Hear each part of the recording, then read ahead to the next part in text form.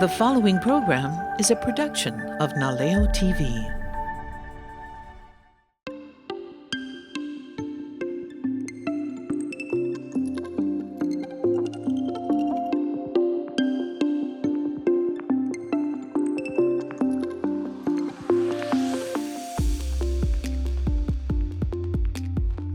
Welcome back to the Techsum podcast, and I'm your host, Christopher Parayno. Today, we're delving into the fascinating world where science meets compassion. What is that, you might say? We're going to be looking at nursing, specifically registered nursing. Joining us is a registered nurse with over 20 years of experience in the hospital, research, and currently, she's in the home healthcare field. Please welcome Valerie Parayno. Hello. Thank you for being on the show. And today we're going to be just talking about nursing in general. Welcome to the show, Val. Thank you very much for being on. If you could just introduce yourself to the audience of basically where you currently work, and then how long you've been in the field. I'm Valerie Parayno, and I've been a nurse for about 20 years. Currently, I work with High Health Care, and I'm doing home health nursing, as you said. One of the things I know about nursing is there's 2 and 4 year degrees.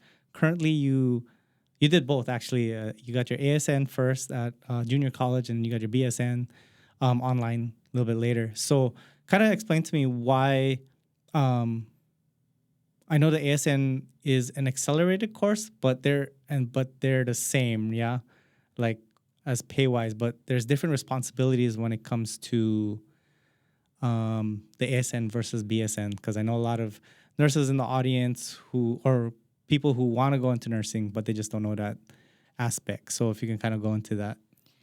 With a BSN, you can be more independent and have more skills to do so.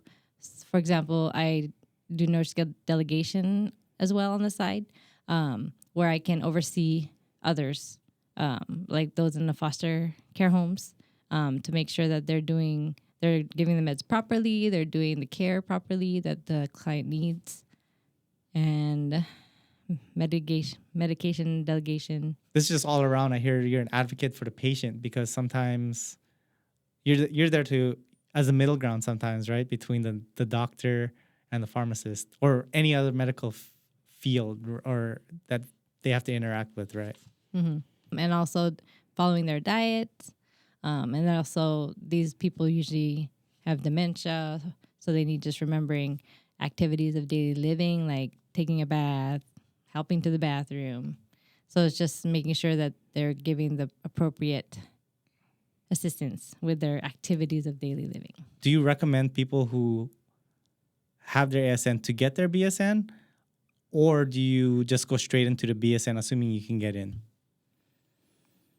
Yeah, if you can get into the BSN program right off the bat, it would be good. But if you're like a hands-on person like I am, maybe an associate degree would be better, because they actually do more hands-on than what a BSN has. But definitely get your bachelor's, because you really get the whole scope of what nursing is about with theory, different theories that each university has that they implement in teaching. Can kind of preface people like what you actually learn as in general. What do you learn prior to going out to the field? We do prereqs and before you get into the actual nursing classes. So there's anatomy, biology, and electives. But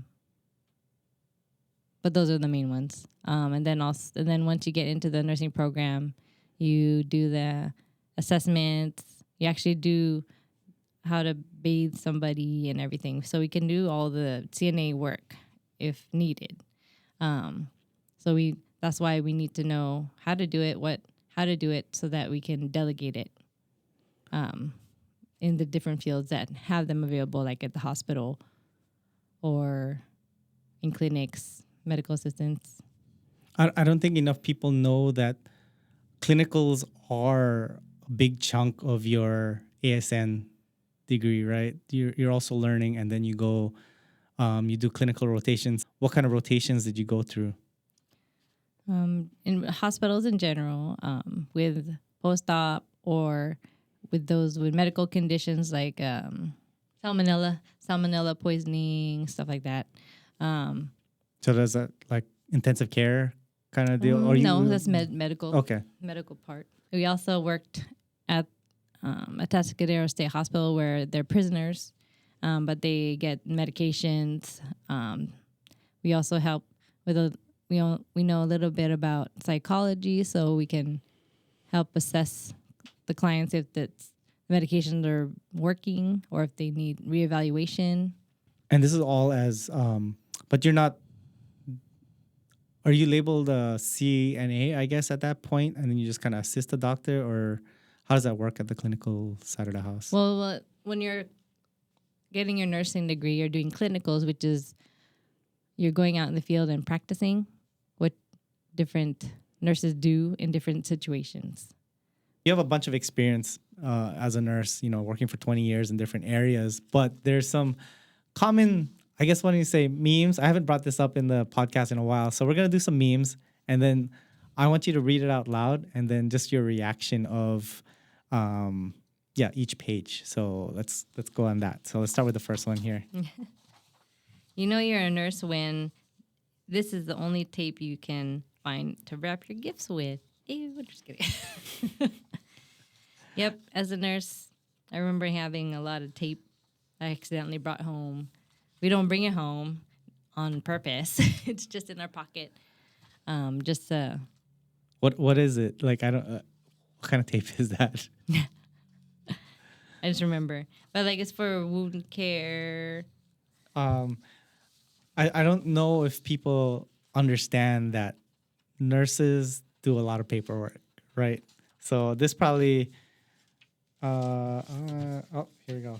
This one actually should meet your criteria right there, yeah? Incoming nurse waiting for outgoing nurse to finish her charting. Well, we'd have to give report anyway, so we did give a report before we finished charting. But yes, sometimes I take an hour out after work charting from all the assessments that we do throughout the shift.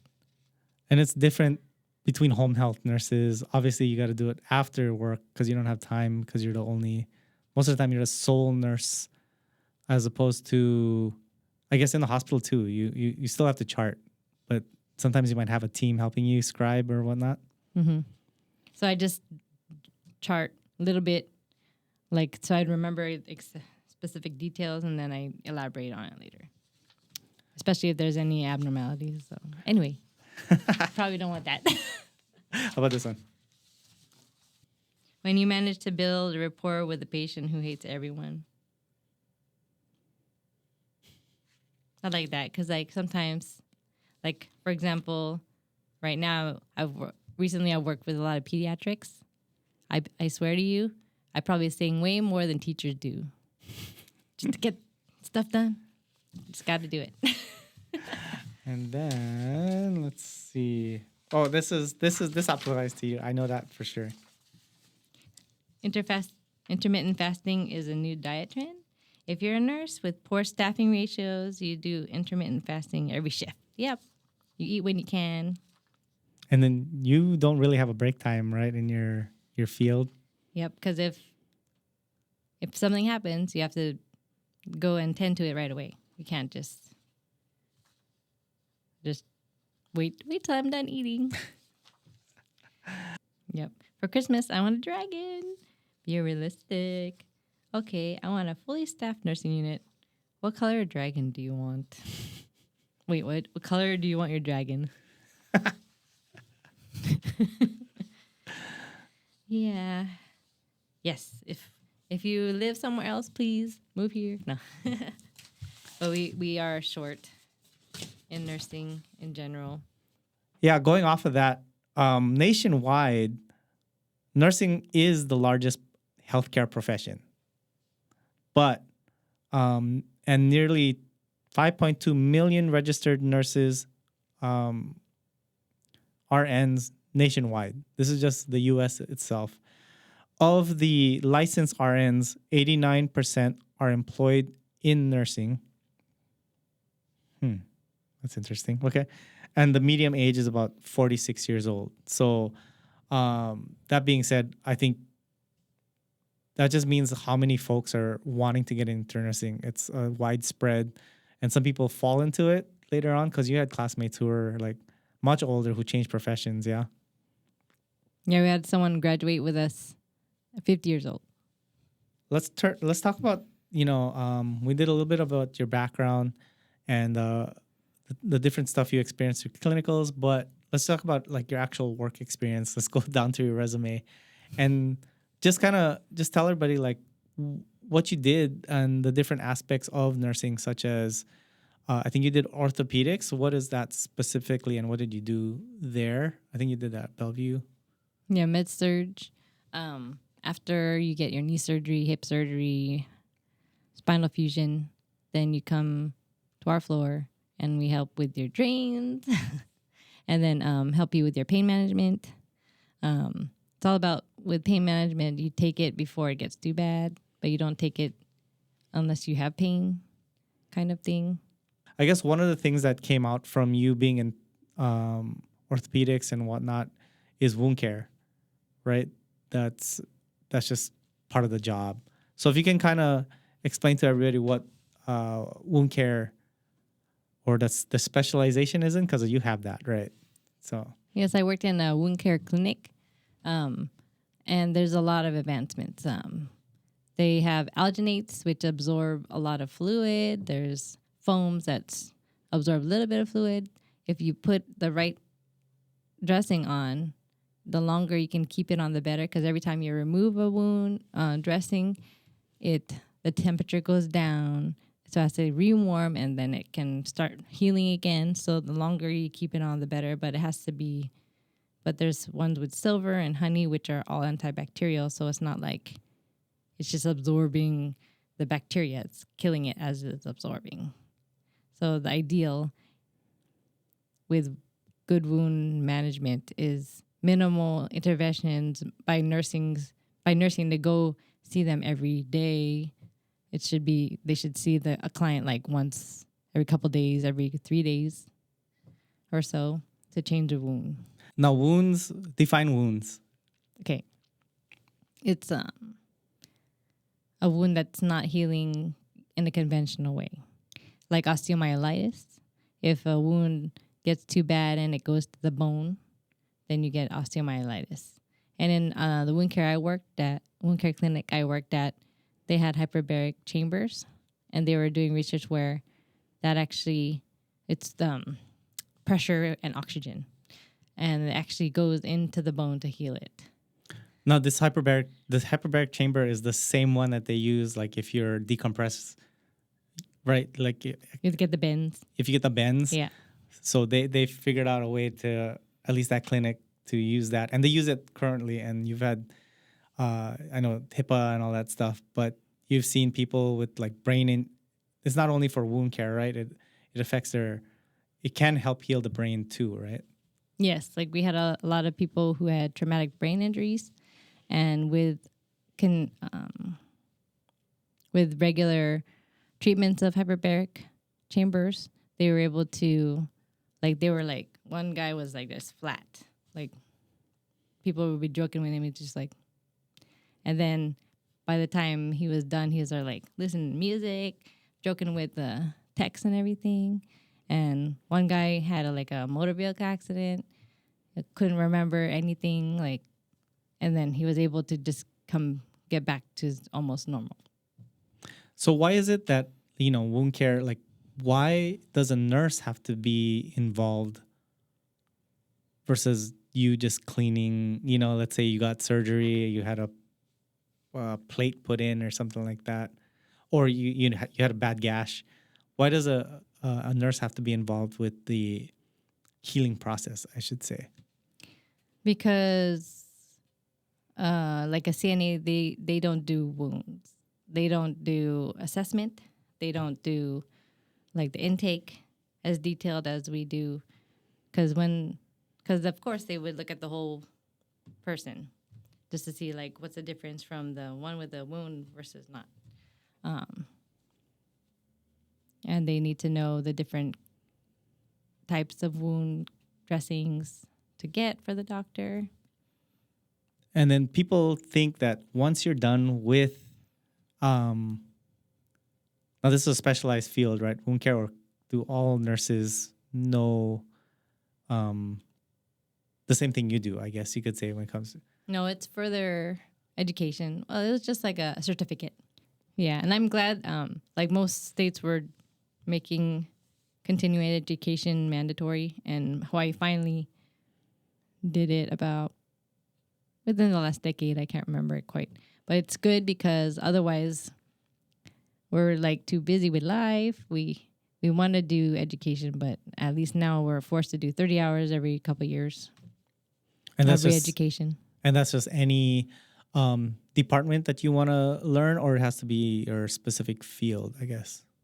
Preferably in the field that you're in, but any general education, like re-education, or also like updates on old teachings. Oh, there's a meme that you didn't show that I wanted to talk about. When new nurses tell me how they learned to do it in nursing school, do not cite the deep magic to me, which I was there when it was written. I don't know about this one because of the continuing education, you learn new things. Like in nursing school, they say, oh, turn a client at least every 2 hours. Then I learned later, oh, it's because it took 2 hours to turn everybody in a ward, in a war, like in a war zone, or like in a hospital back in the day. It took 2 hours. So that's why it was every 2 hours. So and then like needle sticks, intramuscular injections. They told us to check for blood, but because if you do it in the right spot, you don't technically need to anymore. So things like that, little changes, but changes. Like I'd like to know what they've come out with. That's what case studies are in Bachelor's of Science in Nursing. You get a thesis, and that's how you learn new things to apply it to the field. So I'd like to learn new things from what nurses are doing now versus what I learned 20 years ago.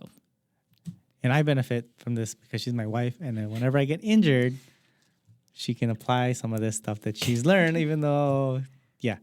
Let's say your kid gets a cut and we don't have dinosaur stickers at our house. We have something else. It's like a clear plastic thing instead. We have like a transparent dressing. It's what they put over IVs in the hospital. And that helps keep bacteria out. Our bodies can heal itself as long as it's secured. That's what a scab is. It helps keep bacteria out, keeps the moisture in so that it can heal. So we should be looking for transparent dressings because scabs are good. It's like its own scab. So if you're at the hospital and they're putting this clear plastic stuff on you for IVs and what, do not tear it out, right? Yep. Because it prevents any bacteria from getting into your veins. Let's talk a little bit about your home health career, because that's definitely a different environment than you being in a hospital/clinical setting. What are the challenges that you have working in a home health type of environment versus like in the hospital? And why would you, at what situations would you get home health care? Yeah. Well, the clients are stable enough to go home. It's just they need interventions like a wound vac or medication delegation. So like if you got bit by a shark and you got, right, that can happen here, right? So you got bit by a shark and then you're at the hospital and they discharge you because I guess they put stitches in now. You'd still have, and then they would assign you a nurse to come check up on you. Mm-hmm. And help you with the dressings or teach your family how to do it. Ideally before you go home, but if there's nobody to help you, then they have nurse staffing that can have people go to your home to help you if you don't have anybody. And if you're homebound, so you can't go to a clinic to have it done. And these aren't related at all.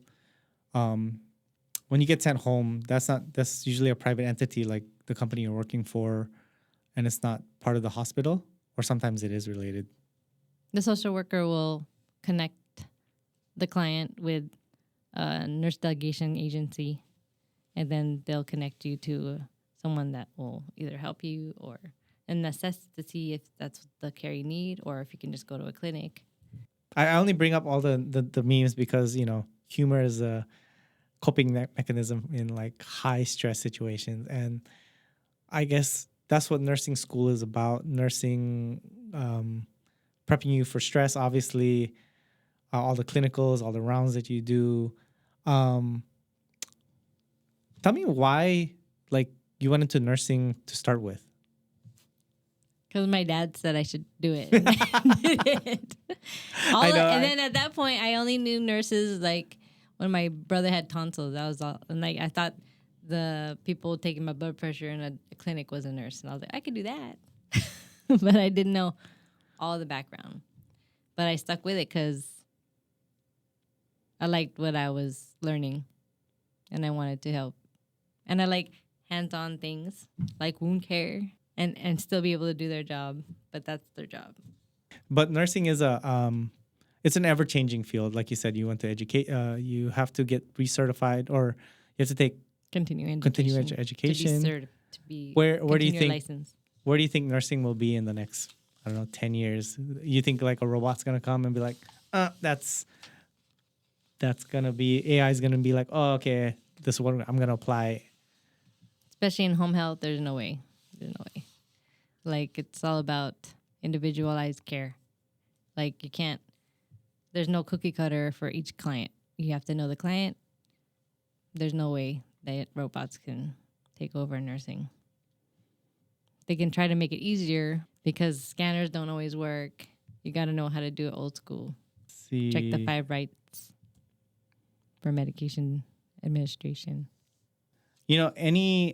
Any advice you want to give to aspiring nurses, any students or those who are within the first couple of years into nursing? Is there a path that you would recommend them checking out, or any advice that you want to give nurses starting off? Even in nursing school, you have to take care of yourself. Make sure you take a break. Know when you can really research the different areas in nursing, because there's everywhere. And everywhere is needed, like home health, clinics. Like in clinics, they follow up if you haven't been to the doctor for a while to make sure that you're doing okay on your current meds, if you need updates, etc. And there's also like post-surgery, pre-surgery, intraoperative nursing. So do you recommend, I guess, those people floating around as much as possible, or specialize from the very beginning? It'd be good if you knew what you definitely wanted to do. But it's good to, while you are in nursing school, try to get as much experience as you can in different fields so that you know which one you love the most. Because it is a lot of wear and tear on your body to be a nurse.